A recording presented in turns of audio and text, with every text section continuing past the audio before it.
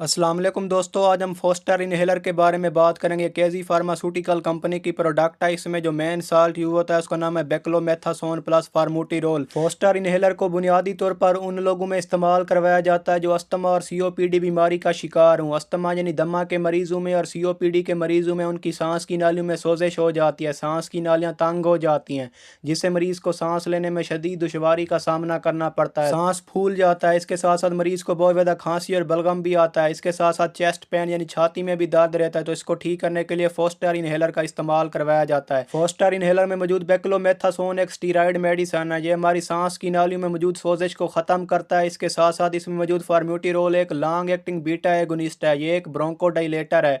ये हमारी सांस की नालियों को खोलता है, जिससे मरीज को सांस लेने में आसानी होती है। फोस्टर इनहेलर के अगर डोजेज की बात की जाए तो सुबह शाम इसका एक एक पफ लिया जाता है। फोस्टर इनहेलर का अगर कॉन्ट्राइंडिकेशंस की बात की जाए तो इसको एक्यूट अस्थमा अटैक में बिल्कुल भी इस्तेमाल नहीं करवाया जाता। फोस्टर इनहेलर के अगर साइड इफेक्ट्स की बात की जाए तो इससे आपको हेडेक हो सकता है, टैकीकार्डिया हो सकता है, कपकपाहट हो सकती है, मुंह और गले में एलर्जी और खारिश हो सकती है। लिहाजा कोई भी मेडिसिन आप हमेशा अपने डॉक्टर के मशवरे के बाद इस्तेमाल करें।